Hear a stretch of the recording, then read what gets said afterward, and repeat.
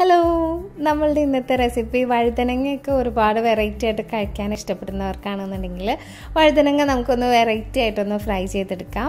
അപ്പോൾ അതിന് വേണ്ടിയിട്ട് ഞാനിവിടെ 3 വഴുതനങ്ങയാണ് എടുത്തേക്കുന്നത്. മീഡിയം സൈസിലുള്ള, ഒരുപാട് വലുതൊന്നും അല്ല കേട്ടോ, മീഡിയം സൈസിലുള്ള 3 വഴുതനങ്ങയാണ്.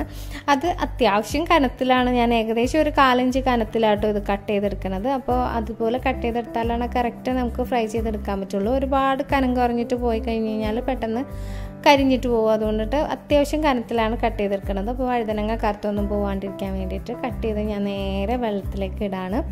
അപ്പോൾ എന്താണെങ്കിലും ഇവിടെ മുഴുവനായിട്ട് കട്ട് ചെയ്തെടുത്തിട്ടുണ്ട്. അതവിടെ വെള്ളത്തിൽ കിടക്കട്ടെ. നമുക്കിതിലേക്കുള്ള ബാക്കിയുള്ള ഇൻഗ്രീഡിയൻസ് ഒക്കെ ഒന്ന് റെഡിയാക്കി എടുക്കാം. അപ്പോൾ അതിന് വേണ്ടിയിട്ട് ഞാനിവിടെ ഒരു മിക്സിയുടെ ജാറിലേക്ക് ഒരു 1/4 കപ്പ് അളവിൽ ഉള്ളി, ഒരു 10-12 അല്ലി ഉണ്ടാവും. അതുപോലെ തന്നെ ഒരു 6-7 അല്ലി വെളുത്തുള്ളിയാണ് എടുത്തേക്കുന്നത്. അപ്പോൾ വെളുത്തുള്ളിയും ഉള്ളിയും നമുക്ക് നല്ല ഫൈനായിട്ടുള്ള ഒരു പേസ്റ്റായിട്ട് അരച്ചെടുക്കാം. പിന്നെ ഇതിലേക്കുള്ള ഒരു കോട്ടിങ്ങിന് വേണ്ടിയിട്ട് 2 ടേബിൾ സ്പൂൺ അളവിൽ മൈദ എടുത്തിട്ടുണ്ട്. അതുപോലെ എരിവിന് ആവശ്യമായിട്ട് 1 ടേബിൾ സ്പൂൺ അളവിൽ കാശ്മീരി ചില്ലിയാണ് എടുത്തേക്കുന്നത്. പിന്നെ ഒരു 3/4 ടീസ്പൂൺ അളവിൽ കുരുമുളക് പൊടി, പിന്നെ നമ്മളിതിലേക്ക് ഒരു 1/4 ടീസ്പൂൺ അളവിൽ മഞ്ഞൾപ്പൊടി ചേർക്കുന്നുണ്ട്. പിന്നെ ആവശ്യത്തിന് ഉപ്പാണ് ചേർക്കുന്നത്.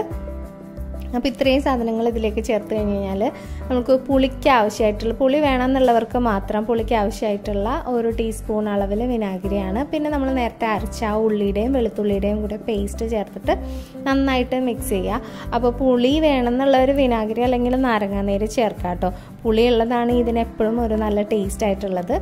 അപ്പോൾ ഇതൊക്കെ നന്നായിട്ട് മിക്സ് ചെയ്ത് കഴിഞ്ഞിട്ട് നമുക്കൊരു അല്പം വെള്ളവും കൂടി ചേർത്തിട്ട് ശരിക്കും ഒരു പേസ്റ്റ് പോലെ, കാരണം നമ്മളിത് എന്താ പറയുക, വഴുതനങ്ങയുടെ മുകളിൽ ഇങ്ങനെ പെരട്ടിയിട്ട് പൊരിക്കാനുള്ളതാണ്. അപ്പോൾ ആ ഒരു കൺസിസ്റ്റൻസിയിൽ ചെറിയൊരു പേസ്റ്റായിട്ട് ഒന്ന് റെഡിയാക്കി എടുക്കുക.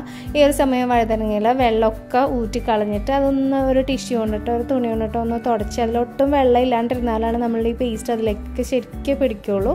അപ്പോൾ പേസ്റ്റൊക്കെ നന്നായിട്ട് എല്ലാവരും പിടിപ്പിച്ചിട്ട് ഒരു ഏകദേശം ഒരു 20 മിനിറ്റെങ്കിലും ഒന്ന് മാരിനേറ്റ് ചെയ്ത് വെച്ചാൽ വളരെ നല്ലതാണ്. പെട്ടെന്ന് ഉള്ളിലേക്ക് മസാലയൊക്കെ നമുക്ക് വേഗം പിടിച്ചു കിട്ടും.